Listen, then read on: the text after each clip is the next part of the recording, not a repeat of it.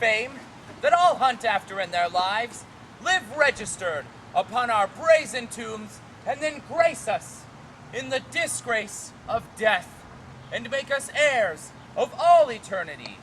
Therefore, brave conquerors, for so you are, that war against your own affections and the huge army of the world's desires, our late edict shall stand strongly in force. You three, Biron, Dumaine, Longaville, have sworn for 3 years' term to live with me, my fellow scholars, and to keep these statutes that are recorded in this schedule here. If you are armed to do as sworn to do, subscribe to your deed oath and keep it too.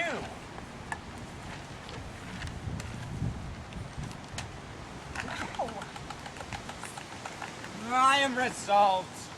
'Tis but a 3 years fast. The mind shall banquet though the body pine. Fat paunches have lean pates, and dainty bits make rich the ribs, but bankrupt quite the wits.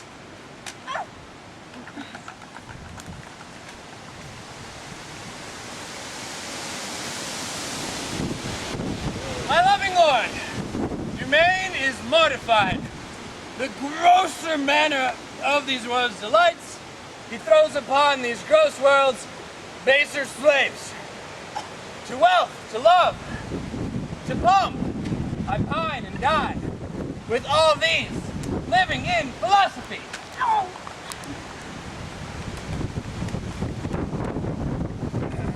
Huh? No.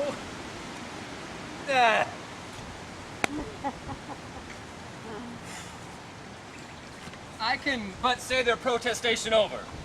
So much, my liege, I have already sworn.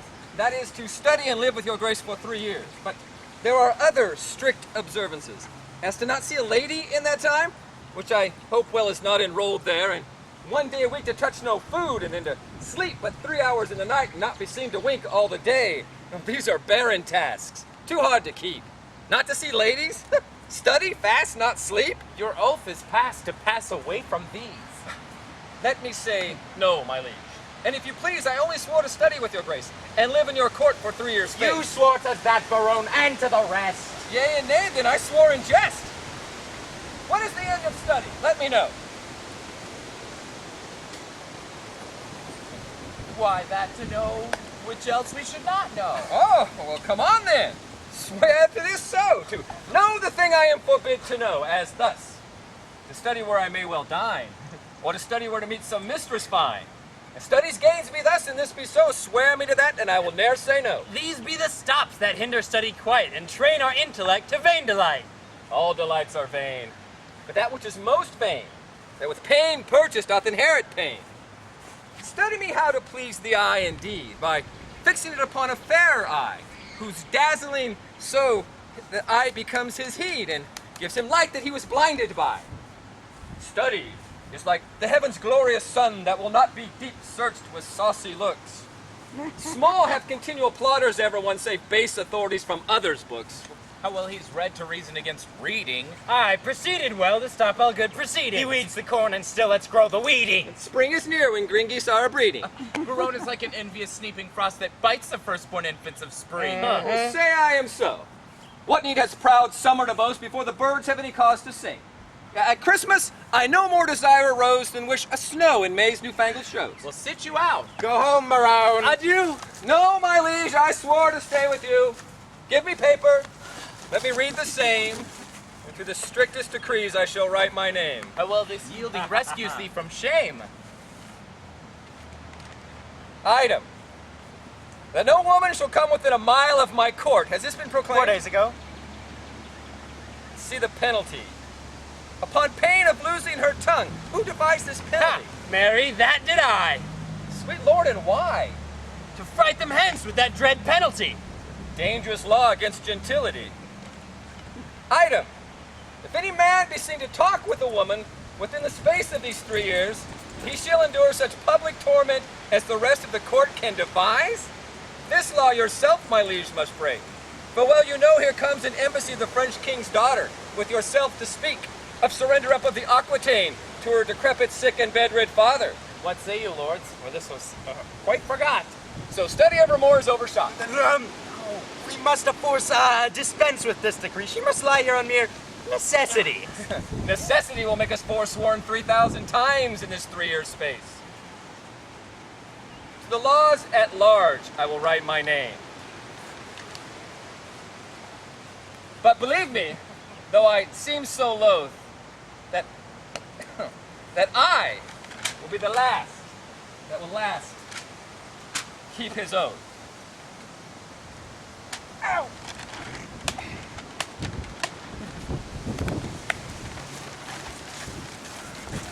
But is there no quick recreation granted? Aye, that there is our court, you know, is haunted with a refined traveler of Spain, a man in all the world's new fashion planted that hath a mint of phrases in his brain. This child of fancy that Armado hight from tawny Spain, lost in the world's debates. How you delight, my lords. I know not I, but I do protest. I love to hear him lie. This Armado is the most illustrious wight. A man of fire, new words, fashions, oh not! Costard the swain, and He shall be our sport. Oh. And so to study 3 years is but short.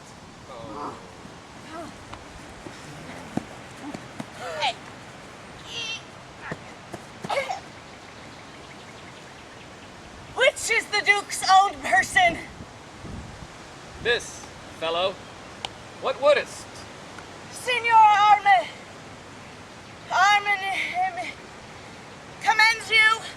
There's villainy abroad. This letter will tell you more. Sir, the contempts thereof are as touching me. A letter from the magnificent Armado. Hello, soever the matter, I hope in God for high words. A high hope for a low heaven, God grant us patience. To hear or forbear laughing? The matter is to me, sir, as concerning Jacquenetta. The manner of it is, I was taken with the manner. In what manner? In manner and form following, sir. All those three. I was seen with her in the manor house, sitting with her upon the form, and taken following her into the park, which put together is in manner and form following. Will you hear this letter with attention? As we would an oracle. Great deputy, the sole dominator of Navarre, my soul's earth god. Not a word of Costard yet. So it is. It may be so, but if he say it is so, he isn't telling true, but so. Peace be to me and every man that dare not fight. No words. Of other men's secrets, I beseech you. So it is, besieged with sable-colored melancholy, I did commend the black, oppressing humor to the most wholesome physic of thy health-giving air, and, as I am a gentleman, betook myself to walk. The time when, about the 6th hour, when beasts most graze, birds best peck, and men sit down to that nourishment which is called supper.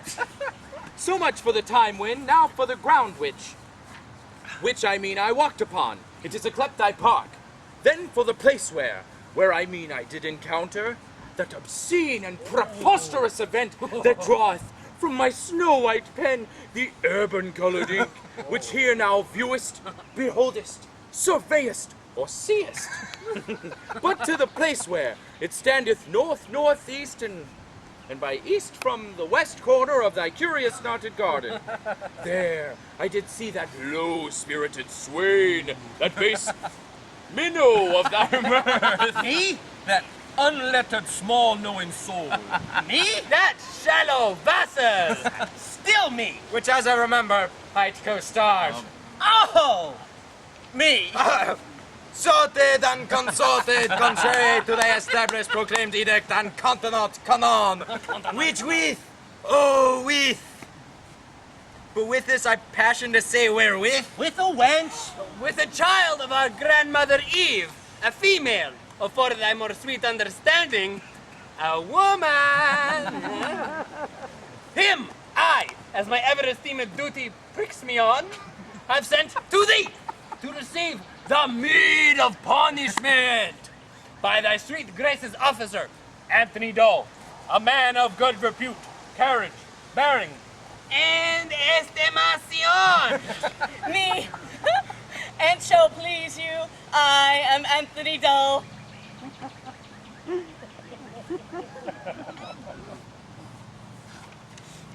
For Jacquenetta, so it's the weaker vessel called, which I apprehend with the aforesaid swain. I keep her as a vessel of the law's fury, and shall, at the least of thy sweet notice, bring her to trial. Thine, in all compliments of devoted and heart-burning heat of duty, Don Adriano de Armado. Oh, this is not so good as I had looked for, but the best I ever heard. Aye, the best for the worst. But, sirrah, what say you to this? Sir, I confess the wench. Did you hear the proclamation? I do confess much of the hearing it, but little of the marking it. It was proclaimed a year's imprisonment to be taken with a wench. I was taken with none, sir. I was taken with a damsel. Well, it was proclaimed damsel. This was no damsel neither, sir. She was a virgin. It was so very too, which was proclaimed virgin. If it were, I deny her virginity. I was taken with a maid. This maid will not serve your turn, sir. This maid will serve my turn, sir. Sir, I will pronounce your sentence. You shall fast a week with bran and water. I'd rather pray a month with mutton and porridge. And Don Armado will be your keeper. My lord Biron, see him delivered o'er, and go we lords to put in practice that which each to other has so strongly sworn. My head to any good man's hat.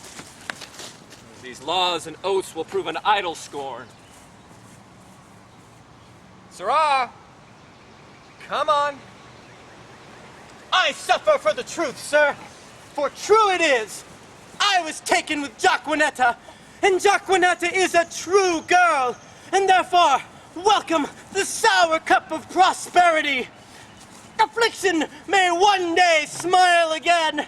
Until then, sit thee down, sorrow. Shut up.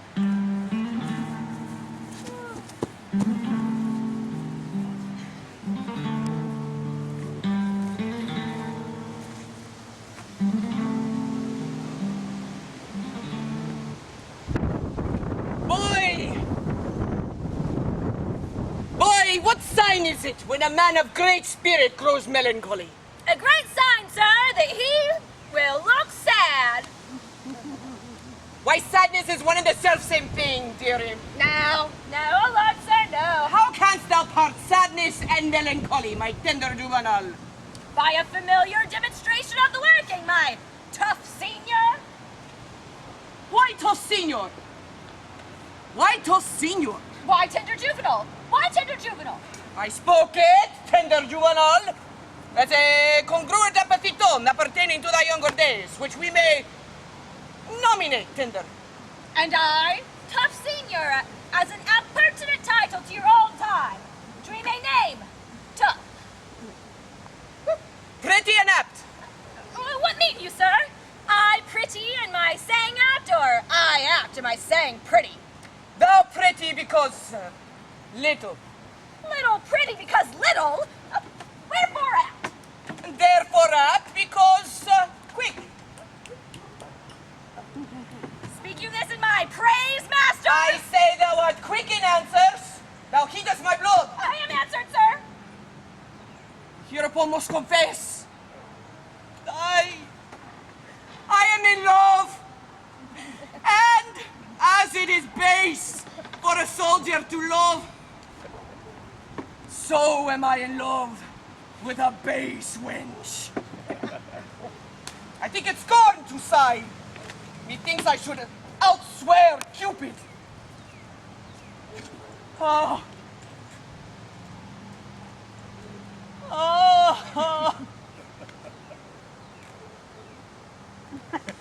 Comfort me, boy! What great men have been in love? Hercules, master. Sweet Hercules. More autoridad, dear boy. Nay, more. And sweet, my child, let him be a man of good repute and carriage. Samson, master. He was a man of good carriage. Great carriage. For he carried the town gates on his back like a porter. And he was in love. Well, neat Samson. Strong jointed Samson. I did excel thee in rapier as thou didst me in carrying gates. Ha ha! I am in love too. Boy, I love that country wench I took in the park with that rational hind Costard. She deserves well. To be whipped? Sing, boy. My spirit grows heavy in love. And that's great marvel, loving a light wench. Oh. Sir, the Duke's pleasure is that you keep Costard safe, and you must suffer him to take no delight nor no penance, but must fast 3 days a week. For this damsel, I am to keep her at the park. I do betray myself with blushing. Maid? Man? I will visit thee at the lodge. Ooh, that's nearby. I know where it is situate. Oh, Lord, how wise you are. I will tell thee wonders. With that face. God, I love thee. So I heard you say. And so, farewell. Fair weather after you. Come, Jacquenetta. Away.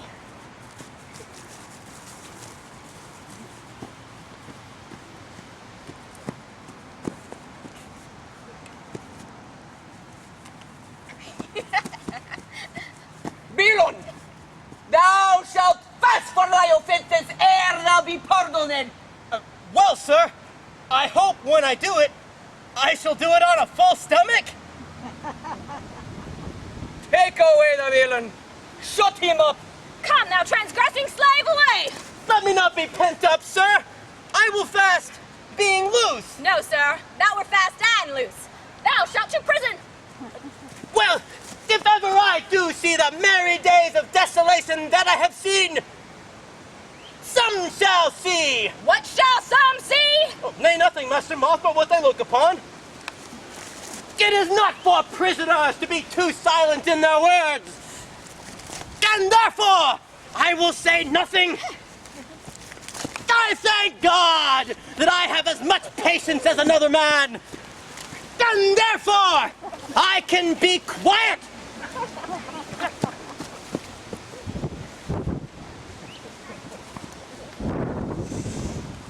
I do affect the very ground, which is base, where her shoe, which is baser, guided by her foot, which is basest, doth tread. I shall be forsworn, which is a great argument of falsehood, if I love. And how can it be true love, which is falsely attempted? Love is a familiar. Love is a devil. There is no false angel but love. And yet was Samson so tempted, and he had an excellent strength. Yet was Solomon so seduced, and he had a very good wit. Cupid's bow shaft is too hard for Hercules' club, and therefore too much odds against a Spaniard's rapier. His disgrace was to be called boy, but his glory is to subdue men. A do-valor, roast rapier, be still drum, for your Menaher is in love. Yea, he loveth. Oh, assist me some extempore good of rhyme, for I am sure I shall turn sonnet. Devise wit, write pen, for I am for whole volumes in folio.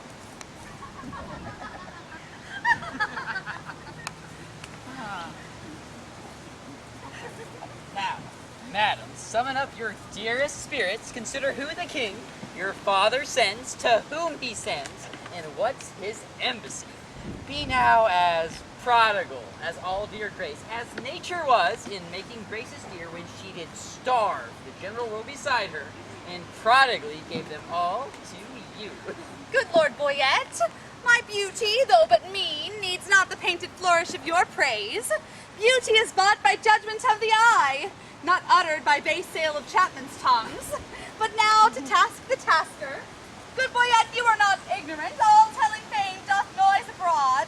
Navarre hath made a vow. Ooh. Till painful study shall outwear 3 years, no woman may enter his forbidden gates. Therefore, to see with a needful course before entering his silent court, to know his pleasure, and we single you as our best moving fair solicitor. Tell him, the daughter of the King of France, on serious business, craving quick dispatch, importunes personal conference with his grace. Proud of employment, willingly I go. All pride is willing pride, and yours is so. Who are the votaries, lovely ladies, that are vow fellows with this virtuous duke? Lord Longaville is one. Know you the man? I know him, madam.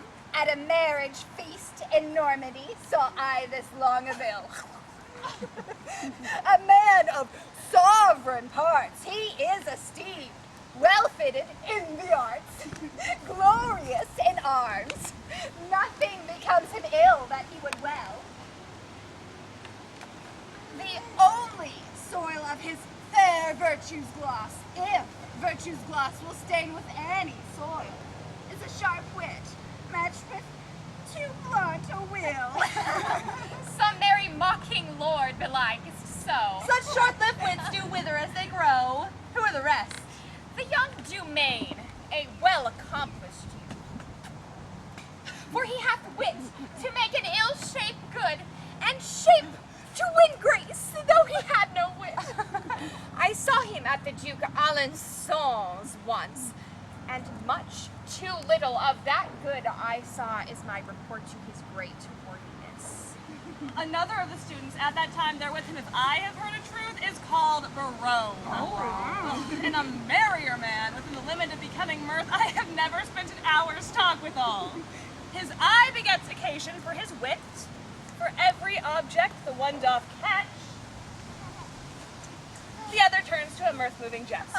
God bless my ladies, are they all in love? Here comes Boyet.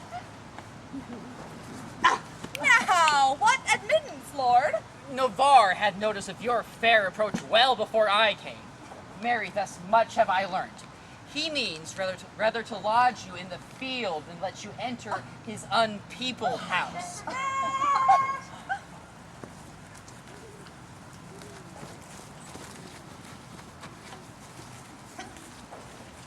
Fair princess, welcome to the court of Navarre.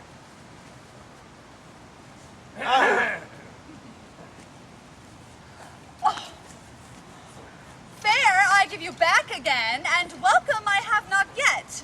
The roof of this court is too high to be yours, and welcome to the wide fields too base to be mine. You shall be welcome, madam, to my court. I will be welcome. Then conduct me thither. Hear me, dear lady, I have sworn an oath. I hear your grace hath sworn out housekeeping. 'Tis a deadly sin to keep that oath, my lord, and sin to break it. But pardon me, I am too sudden bold. To teach a teacher ill beseemeth me. Vouchsafe to read the purpose of my coming, and suddenly resolve me in my suit. Madam, I will if suddenly I may. You will the sooner that I were away, for you'll prove perjured if you make me stay.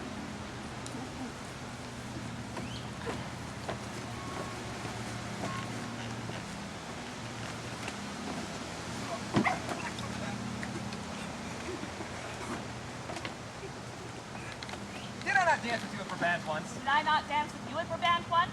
I know you did. How needless was it then to ask the question? You must not be so Oh, quick. 'tis long of you that spur me with such questions. Your wit is too hot. It speeds too fast. 'Twill tire. Not till it leave the rider in the mire. What time of day? The hour that fools should ask. Now, fair befall your mask. Fair fall the face it covers. Well, it sends you many lovers. Amen. So you be none. Nay, then will I be gone. Madam, your father here doth intimate the payment of 100,000 crowns being but the one half of an entire sum disbursed by my father in his wars. But say that here we, as neither have received that sum, yet there remains unpaid 100,000 more, in surety of which one part of Aquitaine is bound to us. If then the king, your father, will restore but that one half which is unsatisfied, we will give up our right of Aquitaine. You do the king, my father, too much wrong, and wrong the reputation of your name. It's so unseeming to confess receipt of that which hath so faithfully been paid. I do protest I never heard of it. Boyet, you could produce acquaintances for such a sum from special officers. Satisfy me so. So pleases your grace, the packet has not come. Tomorrow you shall have sight of them.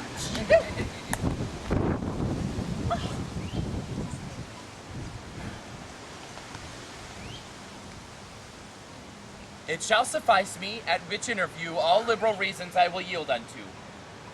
Meantime, you shall not come, dear lady, in my gates, but here without shall be so received. As you shall deem yourself lodged in my heart. Tomorrow we will visit you again. Sweet health and fair desires consort your grace. They wish I wished thee in every place.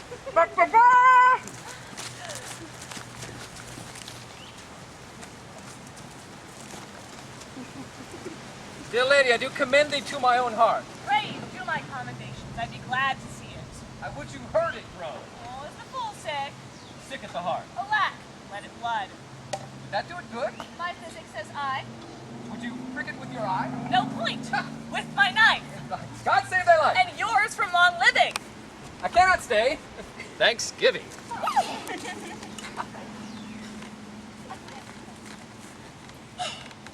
Monsieur, a word. What lady is that same? The heir of Addis-Saul. Katherine, her name. Oh, she is a gallant lady. Monsieur, fare you well.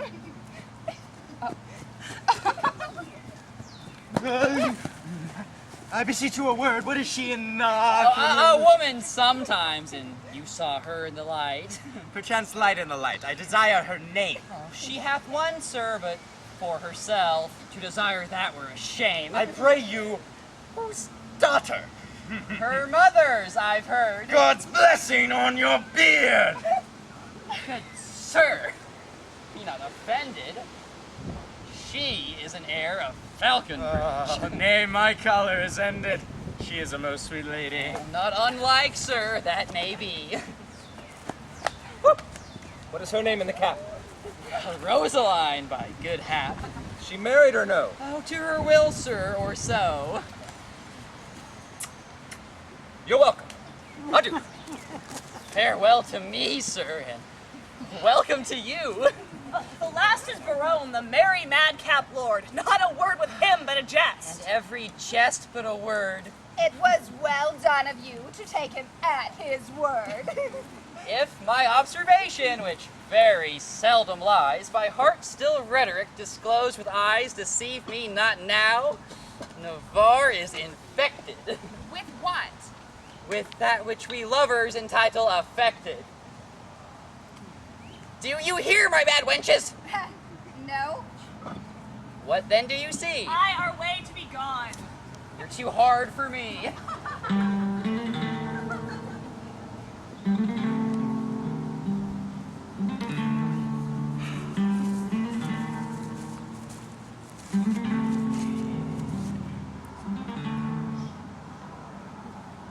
Go, tenderest of years, take this key. Give enlargement to this Wayne. Bring him festinately hither. I shall employ him in a letter to my lord. A message well sympathized. A horse to be ambassador for an ass. What sayest thou? Marry, sir, you must send the ass upon the horse, for he is very slow gated. But I go. The way is but short. Away. As swift as land, sir. Ah! The meaning, pretty ingenious, is not lead heavy, dull and slow. Minime honest, master. Or rather, master, no. Aha! I say lead is slow. You are too swift, sir, to say so. Is that lead slow, which is fired from a gun? Oh, sweet smoke of rhetoric! He reputes me a cannon and a bullet that's he. I should see it this way, eh? Thump then, and I flee.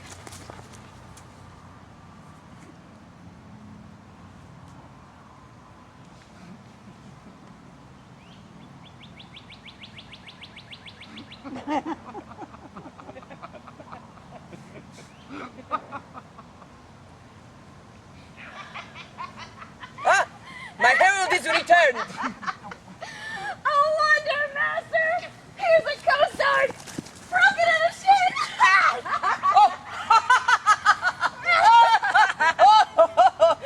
But tell me, how is it that a Costard is broken in the shin? I will tell you sensibly. Thou hast no feeling of it, Moth. I Costard, running out, but was safely within, fell over the threshold and broke my shin. Sirrah Costard, I shall, enfranchise thee. Oh, marry me to one Francis. Oh, my sweet soul. I mean, setting thee at liberty and freedom in thy soul.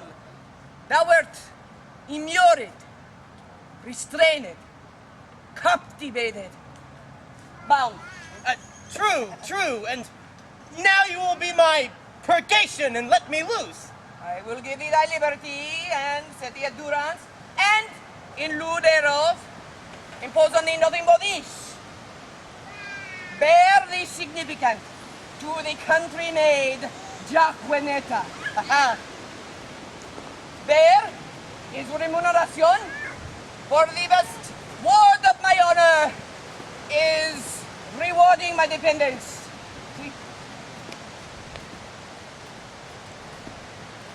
Moth, follow. Like the sequel, I. Senor Costard, adieu. Ow! A sweet ounce of man's flesh! Now will I look to his remuneration. Remuneration! Oh, that's the Latin word for 3 farthings. 3 farthings? Remuneration! What's the price of this inkle? 1 penny. No, I'll give you a remuneration. Why, it carries it. Remuneration! Why, that's a fairer name than French crown. I shall never buy and sell out of this word. Ah, my good knave Costard, exceedingly well met. I pray you, sir, how much carnation ribbon may a man buy for a remuneration? What is a remuneration? Marry, sir, halfpenny farthing. Oh, well then 3 farthings worth of silk. I thank your worship. God be with you. Oh, stay slave. I must employ thee. As thou wilt win my favor, good my knave, do one thing for me that I entreat. When would you have it done, sir? This afternoon. I will do it, sir. Fare you well. Thou knowest not what it is. I will know when I have done it. My villain, thou must know first. I will come to your worship tomorrow morning. Must be done this afternoon. It is but this. The princess comes to hunt here in the park, and in her train there is a gentle lady. And when the tongue speaks sweetly, they name her name, and Rosaline they call her. Ask for her. And to her white hand, do commend this sealed up counsel.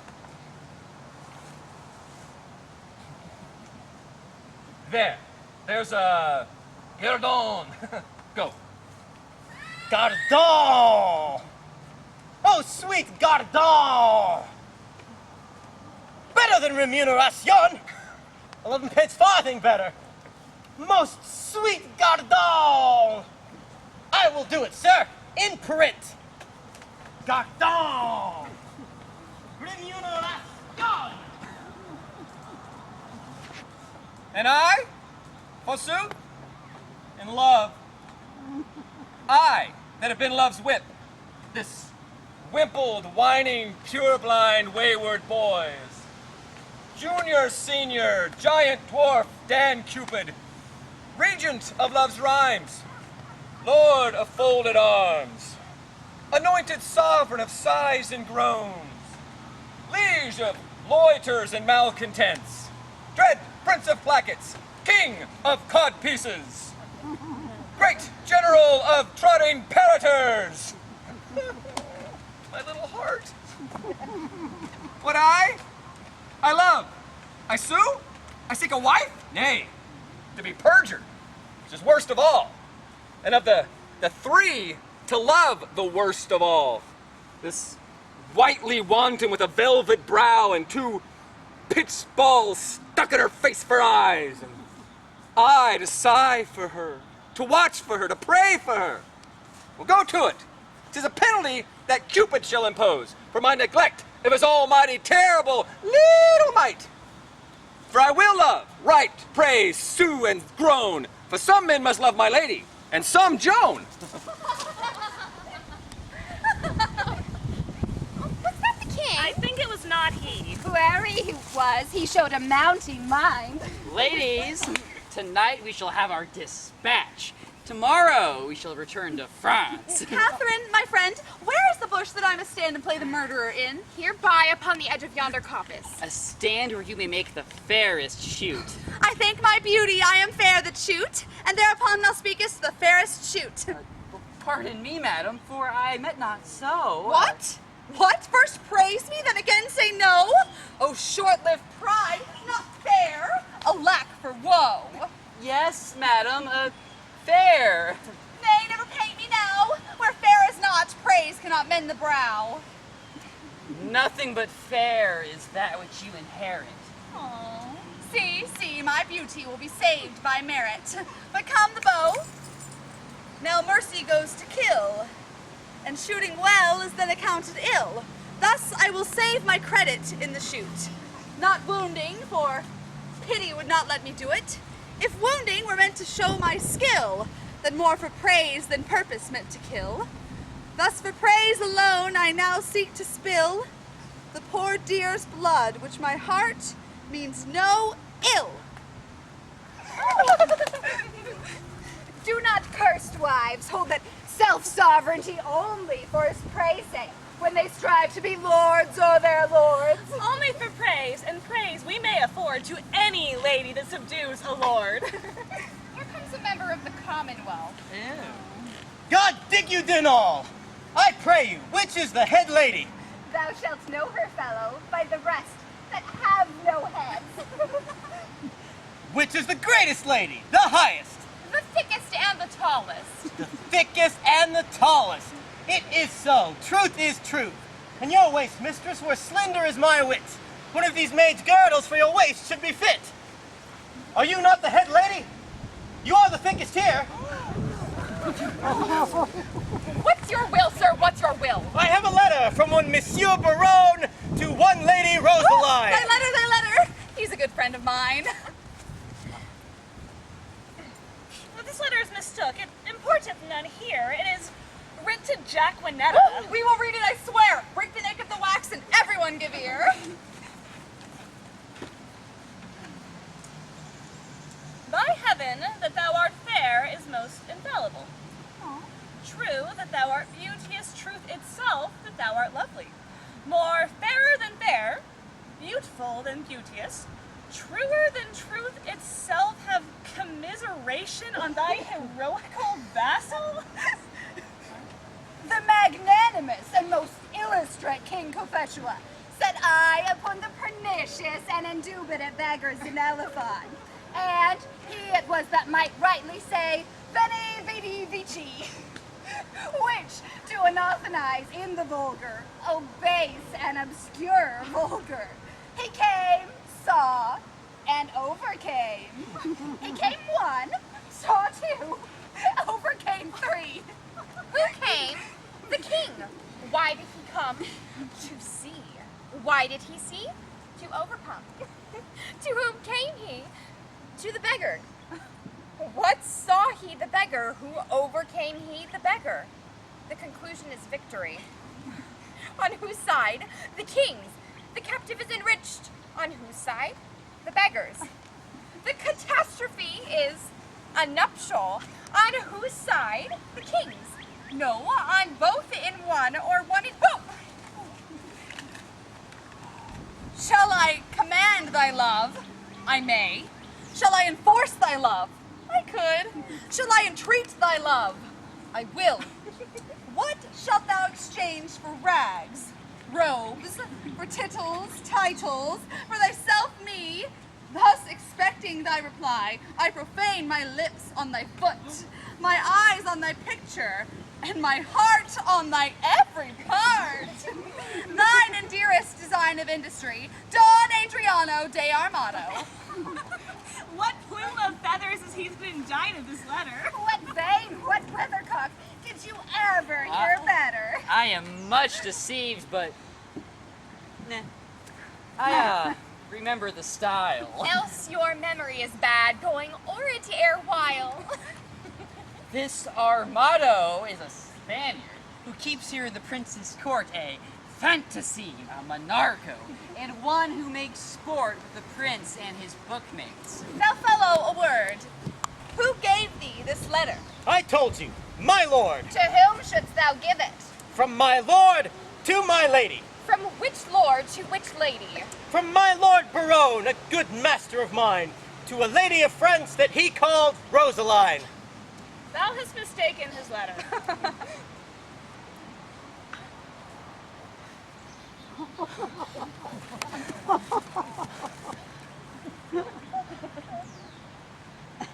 Here, sweet, put up this. 'Twill be thine another day.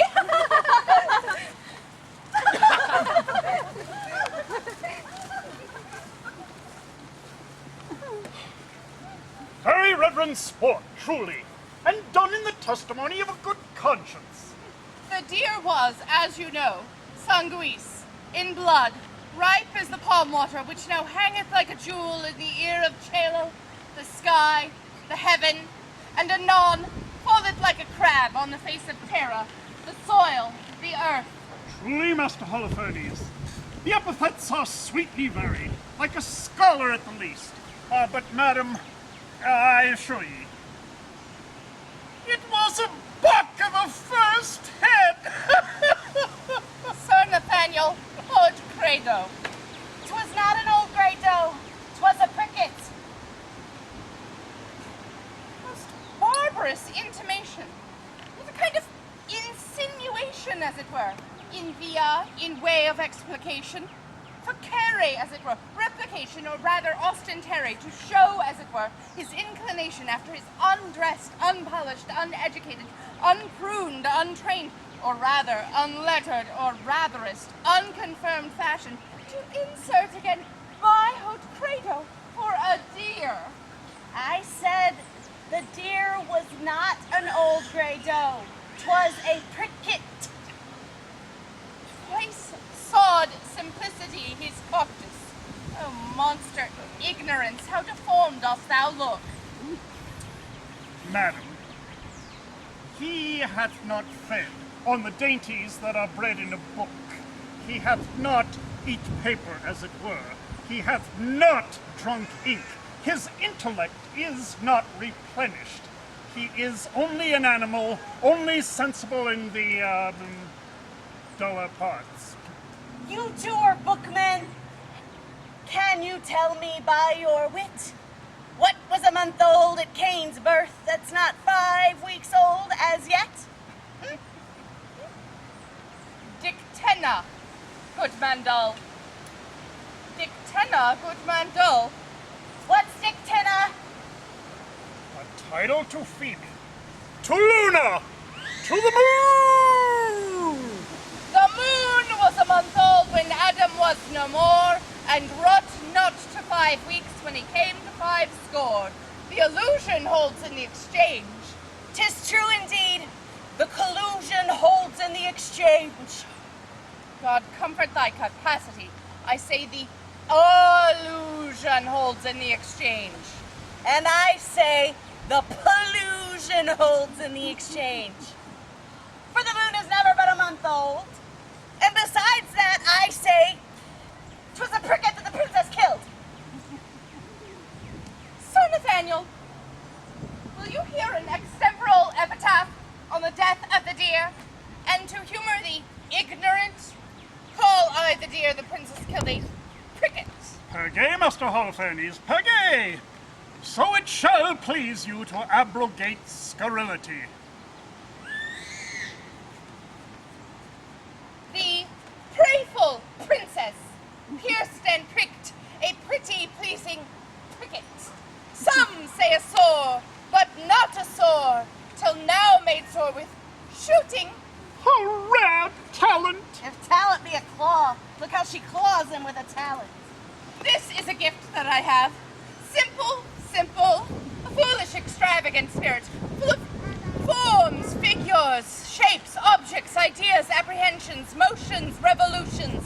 These are begot in the ventricle of memory, nourished in the womb of pure matter, and delivered upon the mellowing of occasion. I praise the Lord for you, and so may my parishioners. For their sons are well tutored by you, and their daughters profit very greatly under you. You are a good member of the Commonwealth.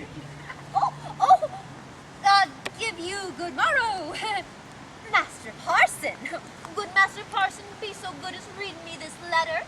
'Twas given me by Costard, and sent me by Don Armado. Oh, I beseech you, read it. What, my soul, verses? Aye, madam, and very learned. Well, let me hear a staff, a stanza, a verse. Lege, Domine. If love make me forsworn, how shall I swear to love? Though to myself forsworn, to thee I'll faithful prove. Study his bias leaves, and makes his book thine eyes. If knowledge be the mark, to know thee shall suffice. All ignorant, that soul that sees thee without wonder, which is to me some praise, that I thy parts admire. Thy eye Jove's lightning bears, thy voice his dreadful thunder, which, not to anger bent, is music and sweet fire. Celestial as thou art, O pardon, love, this wrong, that sings heaven's praise with such an earthly tongue.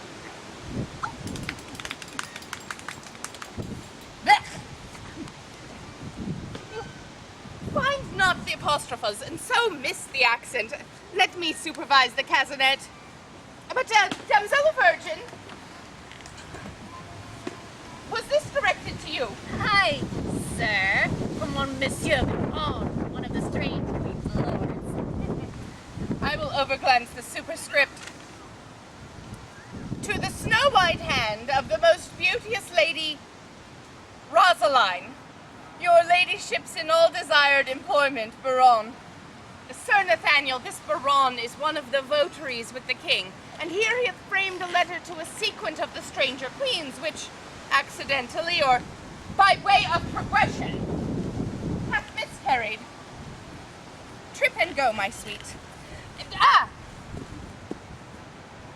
Deliver this paper into the royal hand of the king. The king? It may concern much. Stay not thy compliment. I do forgive thy duty. Adieu.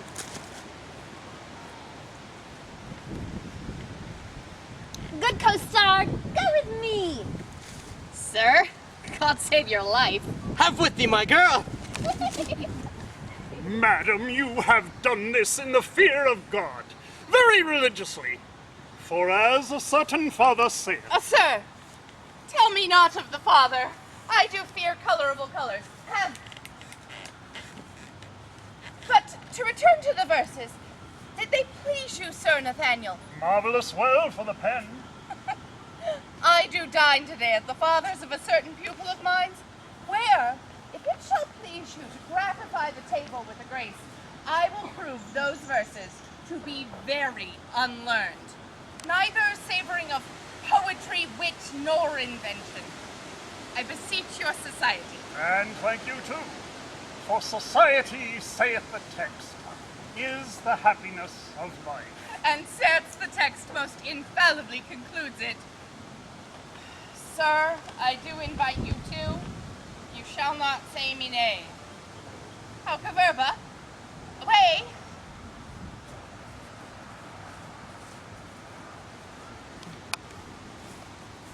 Sit thee down, sorrow. But so they say the fool said, and so say I. I a fool. Well proved, wit. Why, this love is as mad as Ajax. It kills sheep. It kills me. I a sheep. Well proved to get on my side. I will not love. If I do, in faith, hang me. I will not. Oh, but for her eye. But by this light, but for her eye, I will not love her. But for her 2 eyes. I do nothing in the world but lie in my throat. For I do love. And it's taught me to rhyme and to be melancholy. Here's part of my rhyme and my melancholy. The lady has one of my sonnets already. The clown bore it, the fool sent it, the lady hath it. Sweet clown, sweeter fool, sweetest lady. By this light, I would not give a pin if the other 3 were in. Here comes one bearing papers. God give him grace to groan. Why me? Oh, proceed, sweet heaven. Oh, Cupid, thou hast thumped him with a bird bolt under the left path.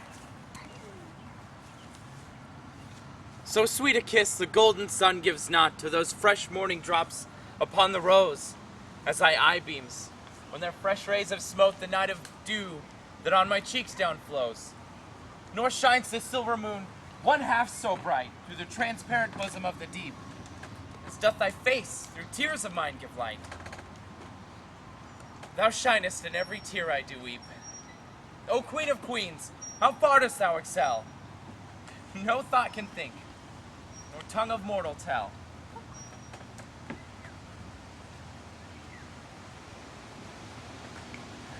How shall she know my griefs?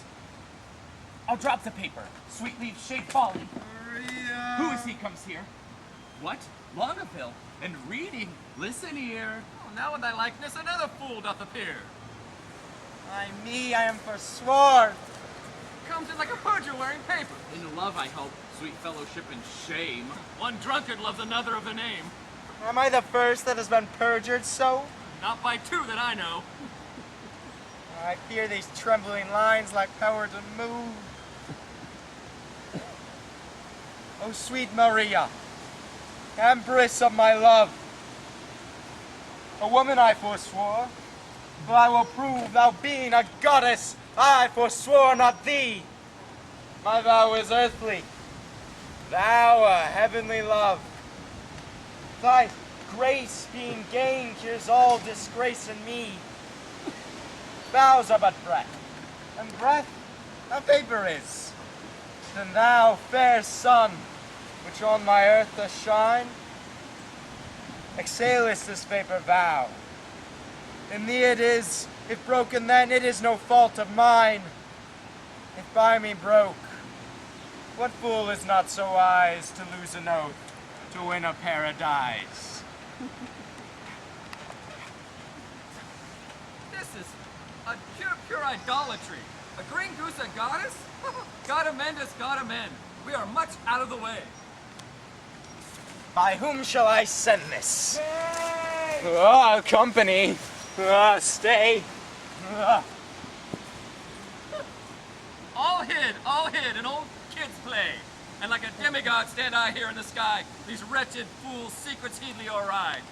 Oh, proceed, sweet heaven, I have my wish. Dumaine transformed. 4 woodcocks in a dish. Oh, most divine Kay! Oh, most profane coxcomb! By heaven, the wonder in a mortal's eye! By earth she is not, corporal there you lie. Oh, that I had my wish! And I had mine. And I mine too, good lord.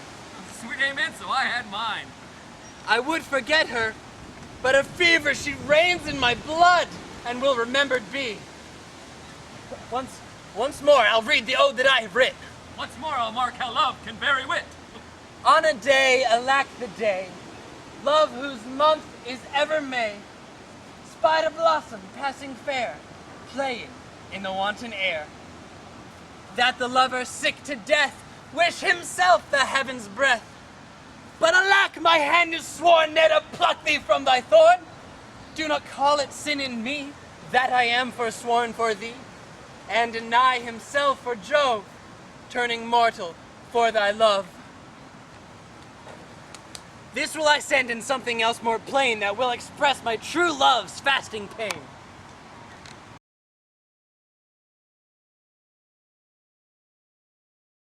Oh, that the King Biron and Longaville were lovers too! Dumaine!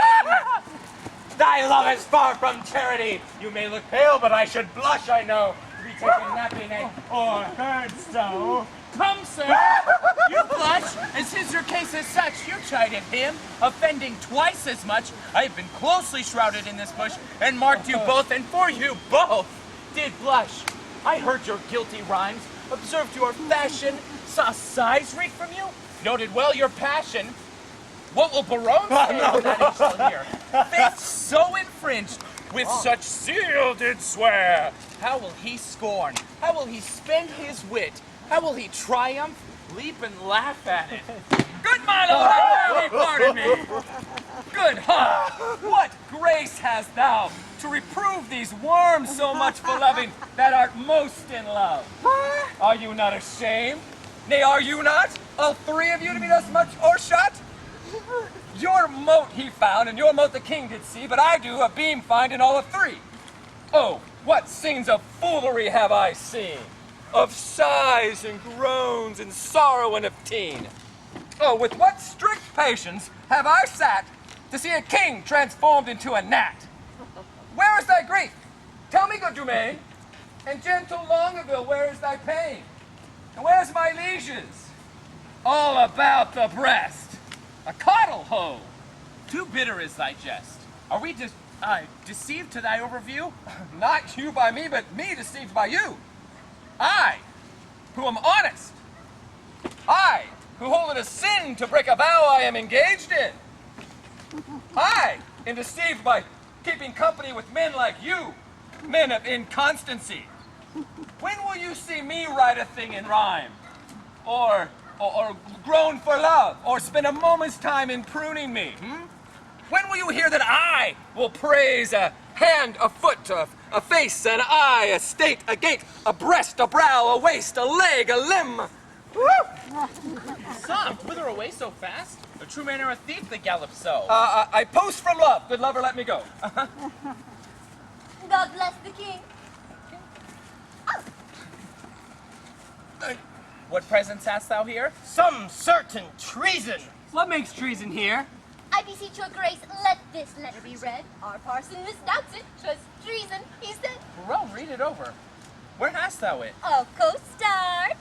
Where hast thou it? Of Don Adramadillo. Don Adramadillo. What is it? Hey! It sounds terrible. Oh, it's a tour, I leave. You know, it's a spirit. It did move under passion, and therefore let's hear it. Oh. It's Biron's own writing. And here's his name. You whoreson loggerhead! You were born to do me shame!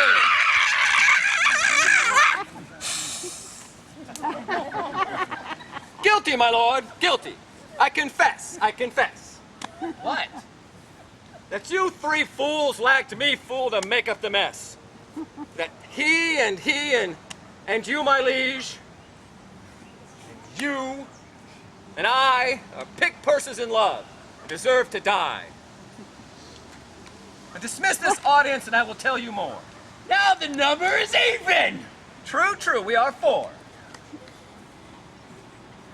Will these turtles be gone? And sirs, away? Walk aside the true folk and let the traitors stay. What, did these rent lines show some love of thine? Did they? Quoth you? Who sees the heavenly Rosaline? What peremptory, Rosaline. eagle-sided eye dare gaze upon the heaven of her brow that isn't blinded by its majesty? What fury, what zeal hath inspired thee now? My love, her mistress, is a gracious moon. She's an attending star, scarce seen a light. Well then, my eyes are no eyes, nor I Biron, for my love, day would turn into night. Oh, lend me the flourish of all gentle tongues. Fie, painted rhetoric, she needs it not. By heaven, Thy love is black as ebony. Aye, to look like her were chimney sweepers black. And since their time our colliers counted bright. And Ethiops of their sweet complexion crag. Aye, dark needs no candles now if dark is light. Well, your mistresses dare never come in the rain for fear their colors will be washed away. Oh, good yours did, for sir, to tell you plain I'll find a fairer face not washed today. I'll prove her fair or talk till doomsday here. No devil will fright thee then so much as she. Yeah, I did not know men hold such vile things dear. Look, here's thy love. My foot in her face, see? If the streets were paved with thine eyes, her feet were too dainty for such tread. Oh, vile! Then as she goes, what upward lies the stream would see as she walked o'erhead. But what of this? Are we not all in love? Nothing so sure. And thereby all forsworn. Then leave this chat, and good Biron. Now prove our loving lawful, and our faith not torn. I bear some flattery for this evil. Some authority how to proceed, some tricks, some quillets how to cheat the devil. Some salve for this perjury. It's more than need. We have made a vow to study, lords. And in that vow, we have forsworn our books. For love, first learned in a lady's eyes, lives not alone immured in the brain, but in the motion of all the elements. It courses as swift as thought through every power, and gives to every power a double power, above its functions and its offices. It lends a precious seeing to the eye.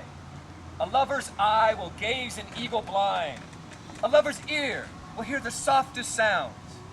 For love's feeling is more soft and more sensible than the tender horns of cockled snails. Aww. For valor is love not a Hercules, still climbing trees in their hesperity. And when love speaks, the voice of all the gods makes the heavens drowsy with the harmony. Never did poet touch pen to write till his ink were tempered with love's sighs. From women's eyes these doctrines I derive. They sparkle still the right Promethean fire. They are the books, the arts, the academies that show, contain, and nourish the whole world. Then fools you were, these women to forswear. Or keeping what is sworn, prove yourself fools. For wisdom's sake, a word that all men love. Yes. For love's sake, a word that loves all men. For men's sake, the author of these women. For women's sake, from whom we men are men. Yes. Let us once lose our oaths to find ourselves, lest we lose ourselves to keep our oaths. Yes. Say Cupid then, and soldiers to the field. Advance your standards, and upon them, lords! Now to plain dealing, are we resolved to woo these girls of France? And win them too. Therefore, let's devise some entertainment for them in their tents. First from the park, let's conduct them thither. Then with some strange pastime solace them as the shortness of time can shape. With revels, dances, masked merry hours, for unfair love strewing the way with flowers. Away, no time shall be omitted. That will be time, and may by us be fitted. Allons, sowed cockle, reap no corn, and justice always whirls in equal measure. Aye, light wenches may prove plagues of men forsworn, if so our copper buys no better treasure. I praise God for you, madam. Your reasons at dinner have been sharp and sententious, pleasant without scurrility, witty without affection, audacious without impudency, learned without opinion, and strange without heresy. I did converse with a companion of the king's who is intituled, nominated, or called Don Adriano de Armado. His discourse is peremptory, his humor lofty, his tongue filed, his eye ambitious, his gait majestical, and his general behavior vain, ridiculous, and personical. He is too picked, too spruce, too affected, too odd, as it were, too peregrinate, as I may call it. A most singular and choice epithet. He draweth out the thread of his verbosity finer than the staple of his argument, and I abhor such sociable and point-device companions, such rappers of orthography. It insinuated me of insini, ane intelligis domine, to make frantic, lunatic. Made a peace. Well encountered. Most military, sir. Salutation.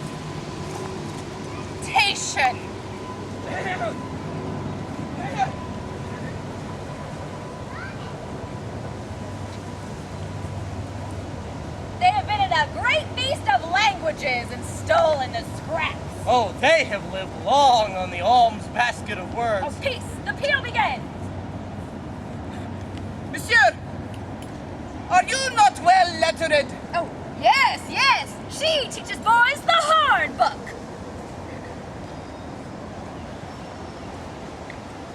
What is A, B spelled backward with a horn on his head? Ba, Marisha, with a horn on its head. Pa, most silly sheep with a horn! You hear her learning? Key, thou consonant.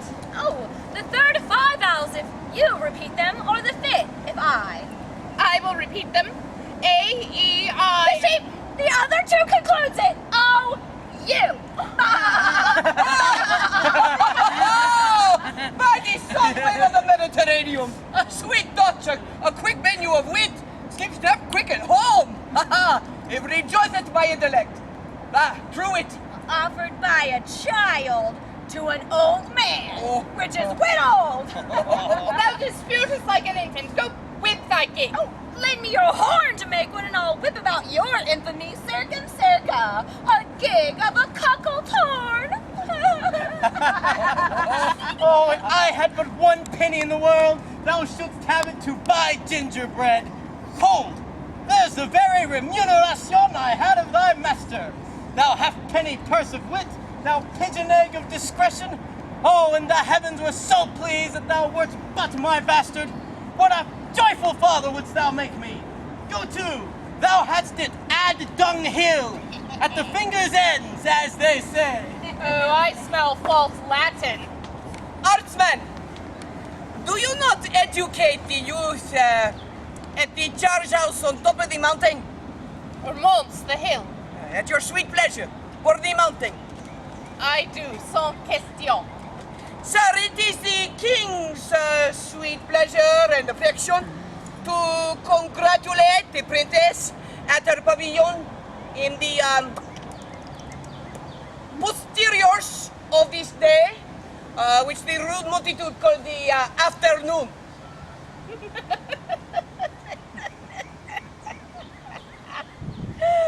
The posterior of the day, most generous sir, is liable, congruent, and measurable for the afternoon.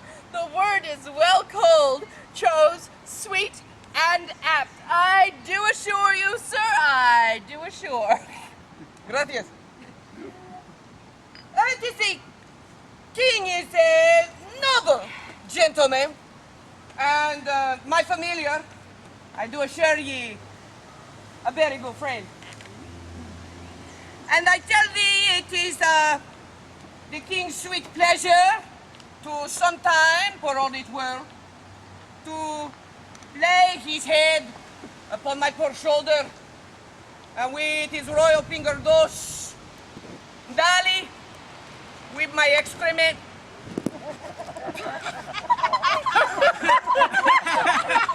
with my mustachio. Oh, sweetheart, let the pass. For I tell you, I recount no fable. For some certain special honors it pleaseth his greatness to impart to Armado, a soldier, a man of travel, one who has seen the world. But let that pass. The all in all is, oh, but sweetheart, I must implore secrecy, see?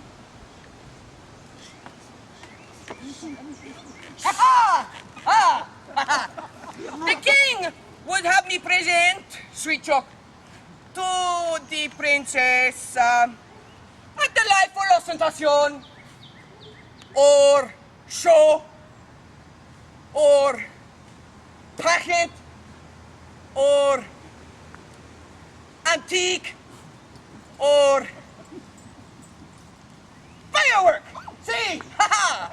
And understanding that the curate and your sweet self are good at such eruptions and sudden breaking out of mirth, as it were, I have made you acquainted with all to crave your assistance. See?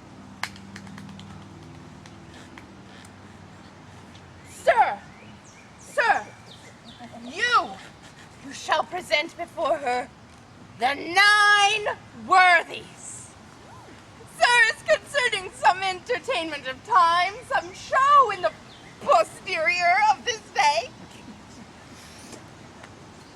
to be rendered by our assistants and at the king's command, and your most gallant, illustrate, and learned self before the princess, I say none so fit as to present the 9 worthies. Where will you find men worthy enough to present them? Well, yourself and myself and this gallant gentleman. The swain shall pass Pompey the Great, and then the page Hercules. No, sir, pardon. Error! He is not quantity enough for such a worthy storm. He is not so big as the end of his cloak. See? Shall I have audience? He will present Hercules in minority.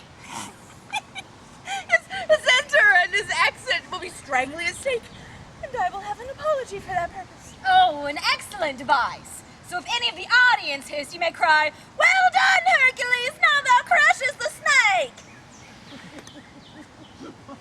And for the other worthies?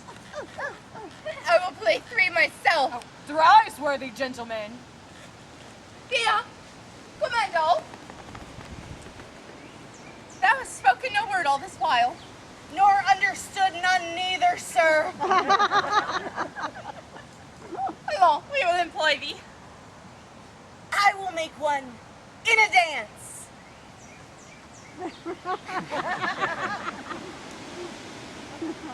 Or so?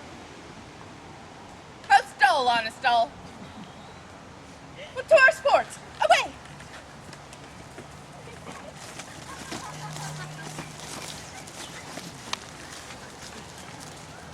Sweethearts, we shall be rich ere we depart. A lady walled about with diamonds. Look you what I have from the loving king. Madam, came nothing else along with that? Nothing but this. Yes, as much love and rhyme as can be crammed up in a sheet of paper. But Rosaline, you have a favor too. Who sent it and what is it? I would you knew, and for my face as fair as yours, my favor were as great. Be witness this. Nay, I have verses too, I thank Biron. He hath drawn my picture in his letter. Anything like? Much in the letter, nothing in the praise. Oh, beauteous as ink. A good conclusion. Oh, that your face were not so full of... Oh, but Katherine, what was sent to you from fair Dumaine? Madam, this glove. Did he not send you twain?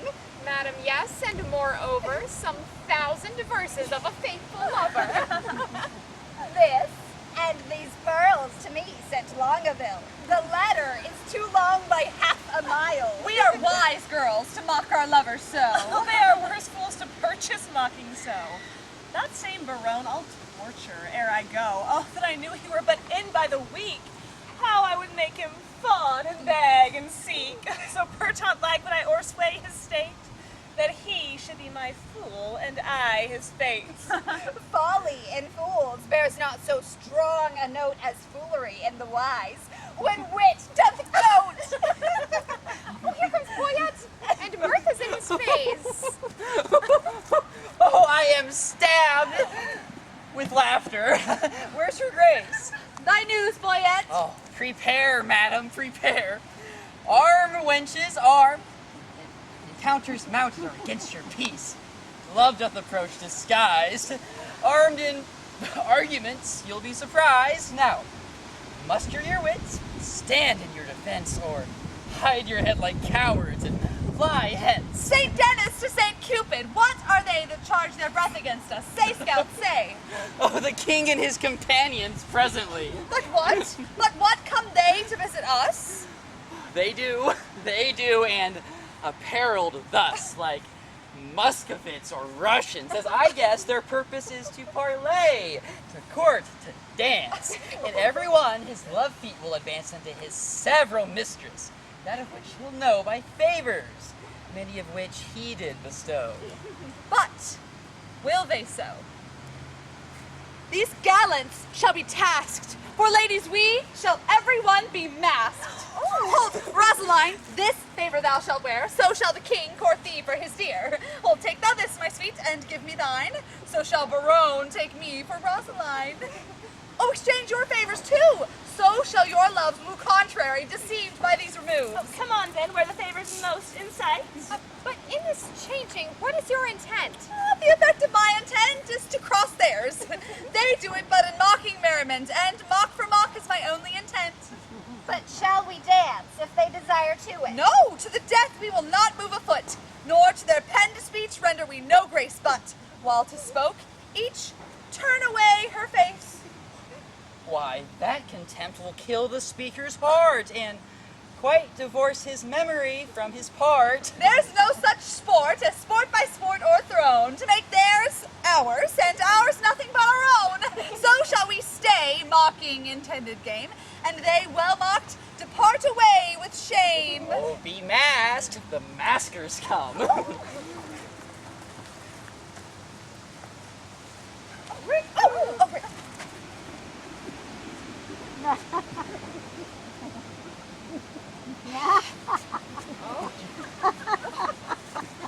All hail the richest beauties on earth! Beauty's no richer than rich taffeta. A holy parcel of the fairest dames that ever turn their backs to mortal views. Their eyes, villain, their eyes! That ever turn their eyes to mortal views. Out! True, out indeed. Out of your favors, heavenly spirits, vouchsafe not to behold. Once to behold. Once to behold, with your sunbeamed eyes. With your sunbeamed eyes. They do not mark me, and that brings me up. Just your perfectness, be gone, you rogue! Ow! What would these strangers know their minds, Boyet, if they do speak our language? 'Tis our will that some plain man recount their purpose. Know what they would. What would you with the princess? Nothing but peace and gentle visitation. What would they, say they? Nothing but peace and gentle visitation. Why, that they have, and bid them so be gone.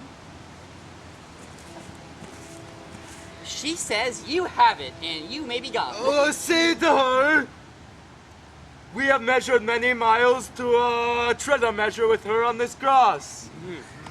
Tread on the grass. This grass. They say they have measured many miles to tread a measure with you on this grass. It is not so. Ask them how many inches is in 1 mile. If they have measured many, the measure then of one is easily told. If to come hither, you have measured miles and many miles, the princess doth bid you tell her how many inches doth fill up 1 mile. Tell her we measured them by many weary steps. Weary steps. Yes. She hears herself. How many weary steps and many weary miles you've o'ergone are numbered in the travel of 1 mile. We measure nothing that we spend for you. Our duty is so rich, so infinite, that we may do it still without a come. Vouchsafe to show us the sunshine of your face, that we, like savages, may worship it. My face is but a moon and clouded too. Blessed are clouds to do as such clouds do.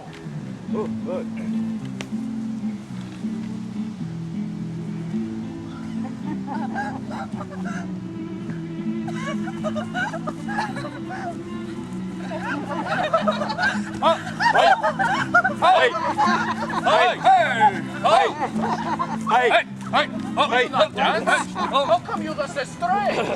You took the moon at full, but now she's changed. Yet she is still the moon, and I the man. The music plays vouchsafes emotion to it. Our ears vouchsafe it. But your legs should do it. Since you are strangers and come here by chance, will not be nice. Take hands, we will not dance. Why we take hands then? Only to part friends. Curtsy, sweethearts, and so the measure ends. More measure of this measure be not nice. We can afford no more at such a price. Prize you yourselves. What buys your company? Your absence only. That can never be. Then cannot we be bought, and so adieu, twice to your visor, and half once to you. If you deny to dance, let's hold more chat. In private, then. I'm best pleased with that. White-handed mistress, one sweet word with thee. Honey and milk and sugar. There's 3. One word in secret. Let it not be sweet. Oh, thou grievous my gall. Gall? Bitter. Therefore met. My lady, vouchsafe to change a word with me. Name it. Oh, fair lady. Say you so? Fair lord. Take that for your fair lady. Oh, please it you, as much in private and I'll bid it you. Yay, yay, yay! What was your visit made without a tongue? I know the reason, lady, why you ask. Oh, for your reason. Quickly, sir, I long. You have a double tongue within your mask, and would afford my speechless wizard, huh? Veal, quoth the Dutchman. Is not veal a calf? A cat, fair lady. No, fair lord calf. One word in private with you ere I die. Bleat softly, the butcher hears you cry. Oh, the tongues of mocking wenches are as keen as the razor's edge invisible, cutting a smaller hair than may be seen, above the sense of sense. So sensible seem with their conference. Their conceits have wings, fleeter than thoughts. Bullets swim, fleeter things. Not one word more, my babes. Break off! Break off! Brow bit with pure stop. Ah, farewell, mad wenches! You have simple wits. What do you do, my frozen Muscovits? Are these the breed of wits so wondered at? Oh, tapers they are, with your breaths puffed out. Well, liking wits they have. Gross, gross, fat, fat. Oh, poverty in wit, kingly poor flout. Will they not, think you, hang themselves tonight? This pert Biron was out of countenance quite. They were all in lamentable cases. The king was a weeping ripe for a good word. And Biron did swear himself out of all suit. Dumaine was at my service, and his sword. Lord Longaville said, I o'ercame his heart. You hear, the king is my love sworn. Oh, and quick Biron hath plighted faith to me. And Longaville was for my service born. Dumaine is mine as sure as bark on tree. Madam and pretty mistresses, give ear. Immediately they will again be here in their own shapes, for it can never be they can digest this harsh indignity. Will they return? They will, Lord knows, and leap for joy, though they are lame with blows. Avaunt, perplexity! What shall we do if they return in their own shapes to woo? Madam, if by me you'll be advised, let's mock them still, as well known as disguise. Let's complain to them what fools were here, disguised as Muscovites with shapeless gear, and wonder what they were and to what end. Their shallow shows and prologue vilely penned. Oh, ladies, withdraw. The gallants are at hand. Whip to our tents as roes run o'er land. Fair sir, God save you! Where's the princess? Gone to her tent. So pleases your majesty command me to any service to her thither. That she vouchsafe me an audience for one word. I will, and so will she, I know, my lord.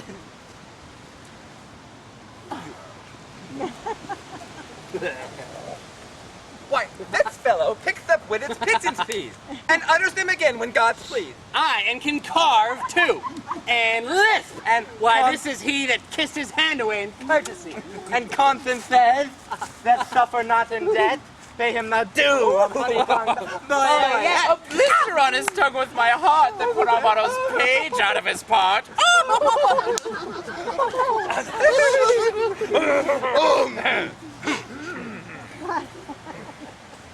All hail, sweet madam. And fair time of day. Fair in all hail is foul, as I conceive. Construe my speeches better if you may. Then wish me better, I will give you leave. We came here to visit you and purpose to lead you to our court. Vouchsafe it then? This field shall hold me, and so hold your vow. Nor God nor I delights in perjured men. Rebuke me not for that which you provoke. The virtue of your eye must break my oath. No! By my maiden honor, yet as pure as the unsullied lily, I protest. A world of torments I would endure. I would not yield to be your house's guest.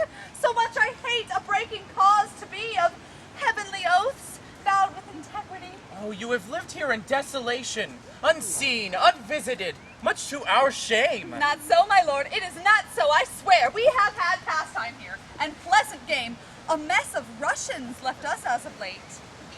How, madam? Russians? Aye, in truth, my lord, trim gallants full of courtship and of state. Madam, speak true. It is not so, my lord. We four indeed confronted were with foreign Russian habit. Here they stayed an hour and talked apace, and in that hour, my lord, they did not bless us with one happy word. I dare not call them fools, but this I think, when they are thirsty, fools would fain have drink.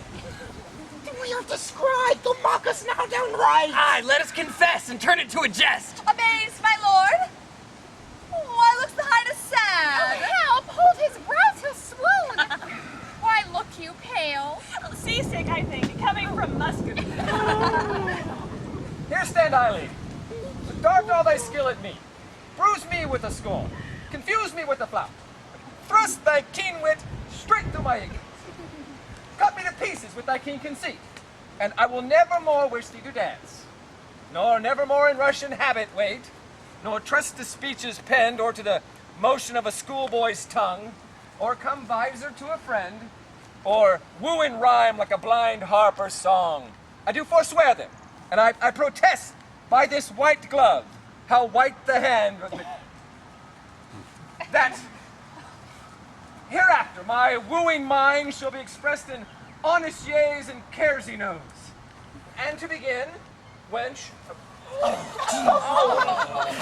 God help me allow my love is sound, sans crack or flaw. Sans, I pray.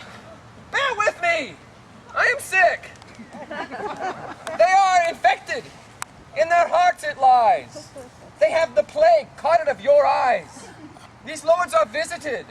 You are not free, for the Lord's tokens on you do I see. No, they are free that gave us these tokens. Our states are forfeit. Seek not to undo us. It is not so. How can this be true that you stand forfeit being those that sue? Peace, for I will not have to do with you. Nor shall not if I do as I intend. Well, speak for yourselves. My wit is at an end. Teach us, fair madam, for our rude transgressions, some fair excuse. The fairest is confession. Were you not here, but even now disguised? Yes, madam, I was. And were you well advised? I was, fair madam. When you then were here, what did you whisper in your lady's ear? That more than all the world I did respect her. When she shall challenge this, you will reject her. Despise me when I break that oath of mine. I will, and therefore keep it. Rosaline, what did the Russian whisper in your ear? Madam, he swore that he did hold me dear as precious eyesight, and did value me above this world, adding more to thereover, that he would wed me, or else die my lover. God give thee joy of him! The most noble lord doth honorably uphold his word. What means you, madam? By my life, my troth, I never swore this lady such an oath. By heaven you did, and to confirm it plain, you gave me this, but take it, sir, again. My favor, and this, the princess I did give. I knew her by this jewel on her sleeve. Oh, pardon me, my lord, this jewel she did wear. And Lord Biron, I thank him, is my dear. here? What, will you have me or your pearl again?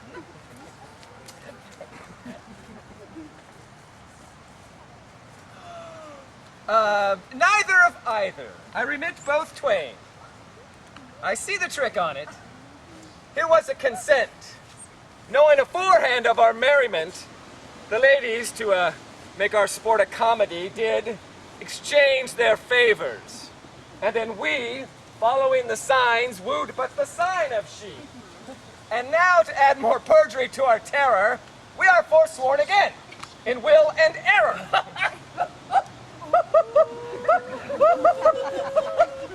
Much upon it, this is.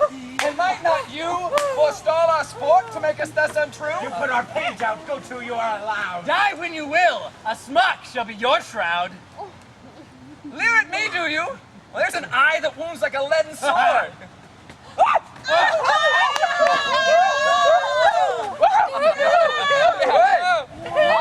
Two. Someone say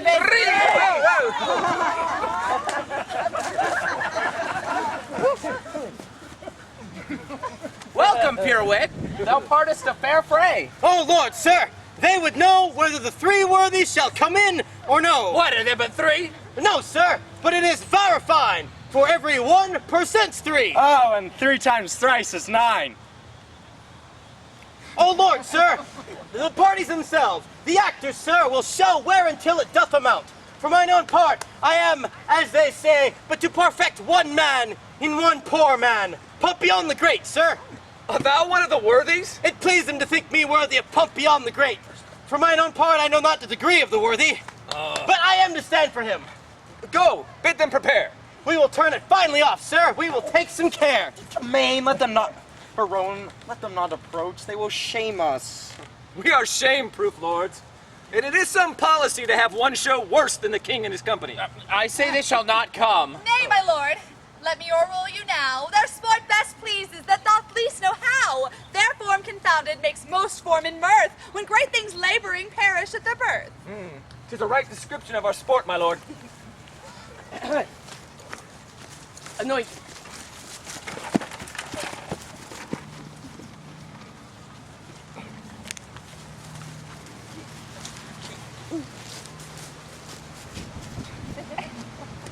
Anointed, I implore so much expense of your royal sweet breath as will utter a brace of words.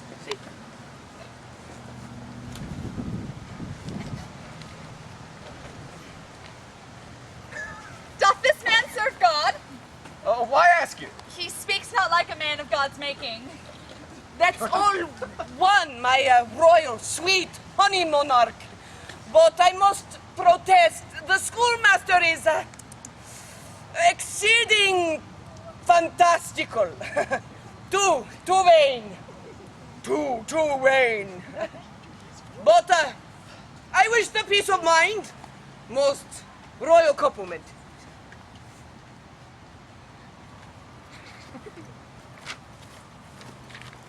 Here is like to be a good presence of worthies. He presents Hector of Troy, the swain, Pompey the Great, the parish curate, Alexander, Armado's page, Hercules, the pedant, Judas Maccabeus, and if these 4 worthies in their first show thrive, these 4 will change habits and present the other 5. There were 5 in the first show, my liege. You are deceived. It is not so. The pendant, the braggart, the head priest, the fool, and the boy. Oh, the ship is under sail, and here she comes amain.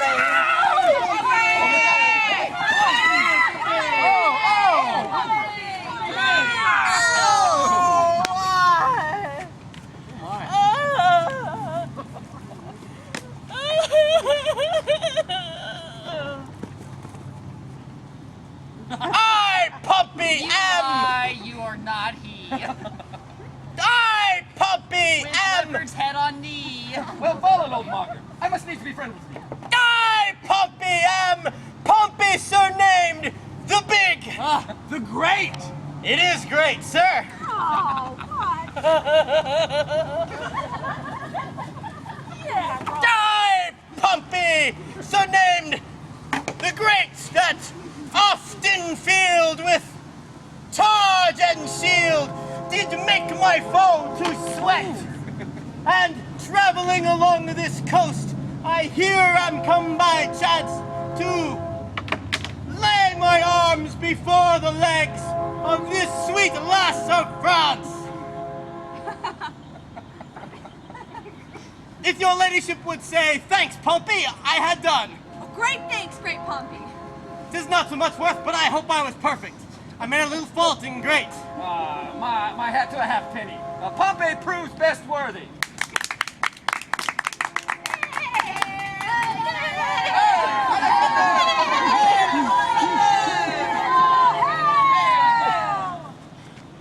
When in the world I lived, I was the world's commander. From east, west, north, and south, I spread my conquering might. My scutcheon plain declares that I am Alessander. Your nose says no, you are not, for it sits too far right. His nose smells no in this most tender-smelling night. Oh, the conqueror is dismayed. Proceed, good Alexander. When in the world I lived, I was the world's commander. Oh, 'tis true, 'tis right, you are so Alessander. Pompey the Great, Your servant and Costard. take away the conqueror.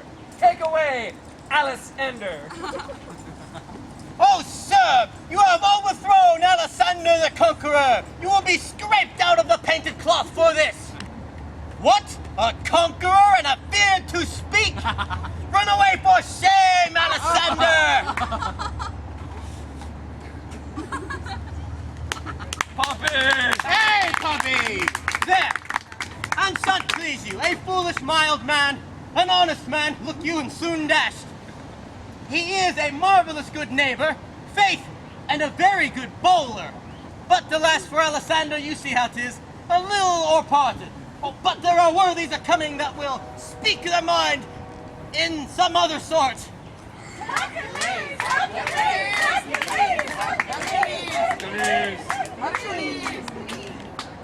Hercules is presented by this imp, whose club killed Cerberus, that three-headed Canis, and when he was a babe, a child, a shrimp, thus did he strangle serpents in his madness. Quoniam he seemeth in minority, ergo I come with this apology. Keep some state in thy exit and vanish. Hercules!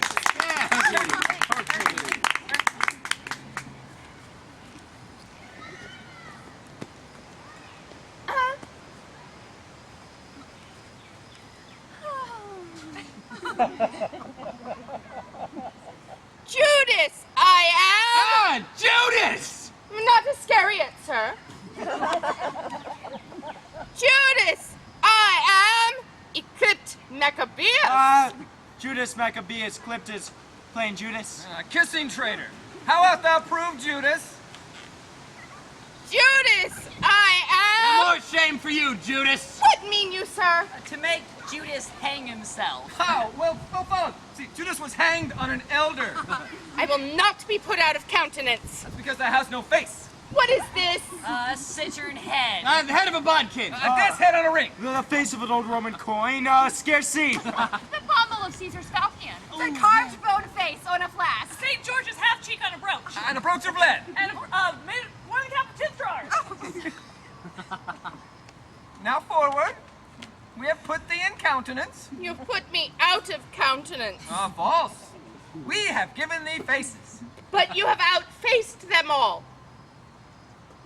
Therefore, as he is an ass, let him go.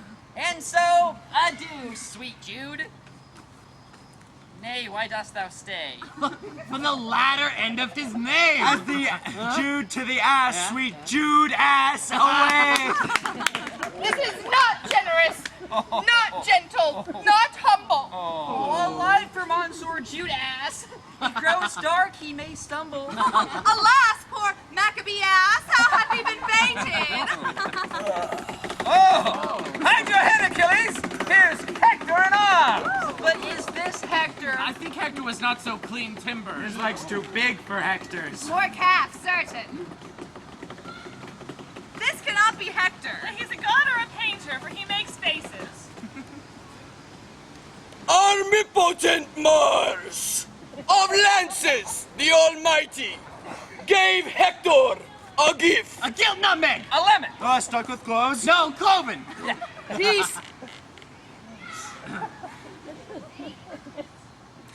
Omnipotent Mars of Lances, the Almighty, gave Hector a gift.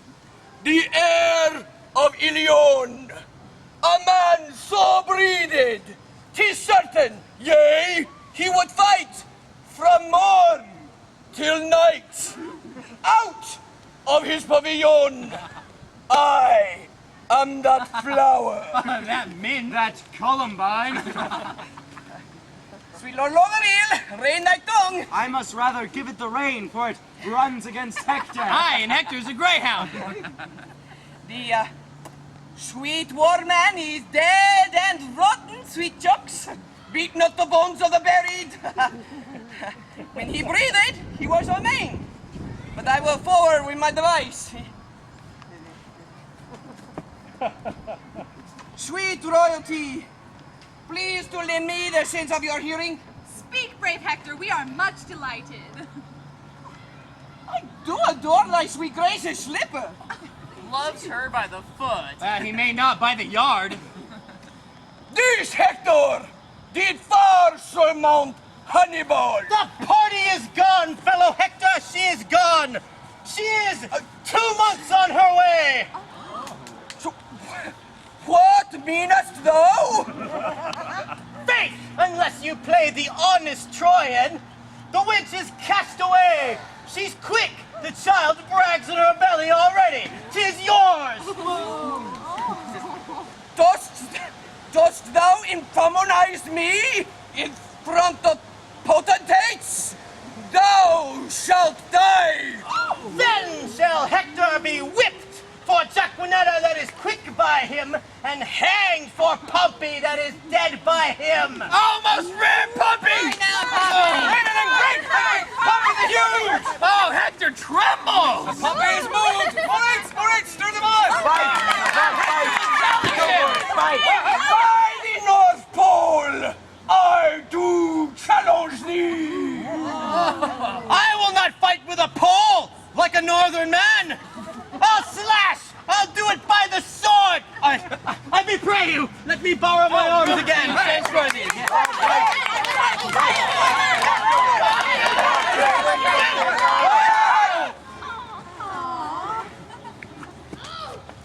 God save you, madam. Welcome, fair Marcade, but that thou interruptest our merriment. I am sorry, madam, for the news I bring is heavy in my tongue. The king, your father. Dead. For my life. Even so, my tale is told. Worthies away. Cloud, the scene begins to cloud. How fares your majesty? Boyet, prepare. I will away tonight. Not so, I do beseech you stay. Prepare, I say. I thank you, gracious lords. If over boldly we have borne ourselves in the converse of breath, your gentleness was guilty of it. Farewell, worthy lord. A heavy heart bears not a nimble tongue. The extreme parts of time extremely forms all causes to the purpose of its speed. And though the morning brow of progeny forbids the smiling courtesy of love, yet, since love's argument was first on foot, let not the clouds of sorrow justle it from what it purposed, since to wail friends lost is not by much so wholesome profitable as to rejoice friends but newly found. I understand you not. My griefs are double. Honest, plain words best pierce the ear of grief.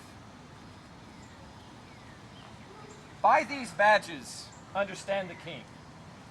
For your fair sakes, we have neglected time, played foul play with our oaths. Your beauty, ladies, has much deformed us. And therefore, our loves being yours, we prove to ourselves false. But once false, forever to be true. To those that make us both, sweet ladies, you. We have received your letters full of love, your favors the ambassadors of love, and in our maiden council rated them as courtship, pleasant jest and courtesy, as bombast, and as lining to the time. Even more devout than this in our respects we have not been, and therefore met your loves in their own fashion, like a merriment. Oh, madam, our letters showed much more than jest. So did our looks. He did not quote himself. In the last moment of this hour, grant us your loves. A time, methinks, too short to make a world without end bargain in. No, my lord, your grace is perjured much, full of dear guiltiness, and therefore this. If this you shall do for me, your oath I will not trust, but go with speed to some forlorn and naked hermitage, remote from all the pleasures of the world. There stay until the 12 celestial signs have brought about the annual reckoning. If this austere, insociable life change not your offer made in heat of blood, but that it bear this trial and last love, then, at the expiration of a year, come challenge me. Challenge me by these deserts, and by this virgin palm now kissing thine. I will be thine. Until that instant, shut my woeful self up in a mourning house, raining tears of lamentation for the remembrance of my father's death. If this thou do deny, then let our hands part, neither entitled in the other's heart. If this or more than this I would deny, to flatter up these powers of mine with rest, the dark hand of death close up mine eyes. Hence ever then, my heart is in thy breast. But what to me, my love, but what to me? A wife? A beard, fair health and honesty. With threefold love I wish you all these three. Oh, shall I say, thanks, most gentle wife? Not so, good sir. A 12-month and a day, I'll mark no words that smooth-faced wooers say. Come when the king doth to my lady come. Then, if I have much love, I'll give you some. Oh, I'll serve thee faithfully and true till then. Yet swear not, lest you be forsworn again. What says Maria? At a 12-month's end, I'll change my black gown for a faithful friend. Time is long, but I'll stay with patience. The like are you, few taller are so young. Studies, my lady? Mistress, look upon me. Behold the window of my heart, my eye. What humble suit attends thy answer there? Impose some service upon me for thy love. Oft have I heard of you, my lord Biron, before I saw you, and the world's large tongue proclaimed you for a man replete with mocks, which you on all estates will execute that lie within the mercy of your wit. To weed this wormwood from your fruitful brain, and therewithal to win me, if you please. You shall, this 12-month term from day to day, visit the speechless sick. Your task shall be, with all the fierce endeavor of your wit, to enforce the pained impotent to smile. Move mirth in the face of death? It's impossible. It can't be done. Mirth cannot move a soul in agony. A just prosperity lies in the ear of him that hears it, never in the tongue of him that makes it. Then, if sickly ears, deafened by the clamor of their own dear groans, will hear your idle scorns, continue then, and I will have you in that fault withal. But, if they will not, throw away that spirit, and I will find you empty of that fault, right joyful of your reformation. A 12-month. Fall what will befall. I'll jest a 12-month in a hospital. Aye, sweet, my lord, so I take my leave. No, madam, we will bring you on your way.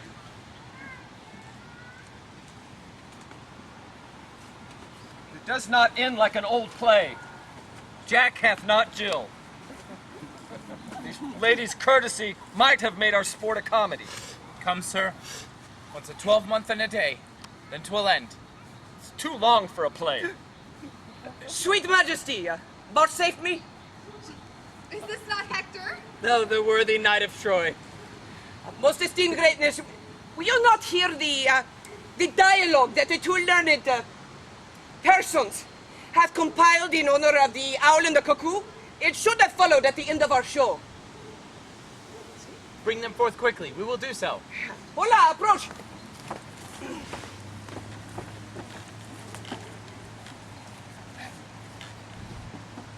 This side represent the winter. This, the spring. The one maintained by the owl, the other by the cuckoo. Bear, begin.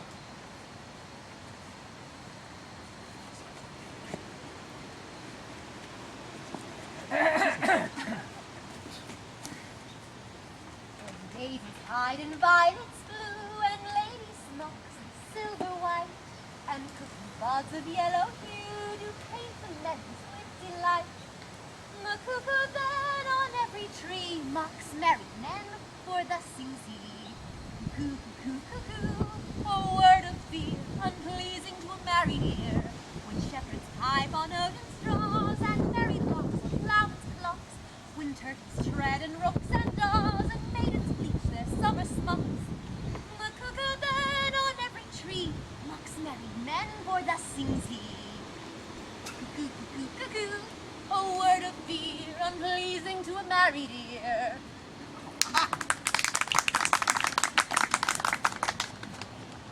When icicles hang by the wall, and Dick the shepherd blows his nail, and Tom bears logs into the hall, and milk comes frozen home and pale.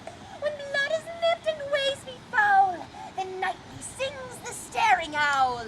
To wit, to who, a merry note, while greasy Joan doth keel the pot. When all around the wind doth blow, and coughing drowns the parson's saw, and birds lay roosting in the snow, and Marion's nose is red and raw. When roasted crops is in the bowl, the night sings the staring owl.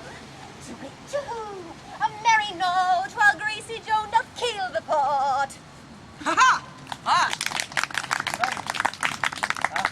The words of Mercury are harsh after the songs of Apollo.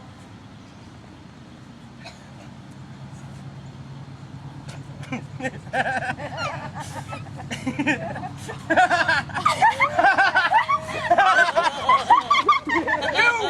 that way! We, this way!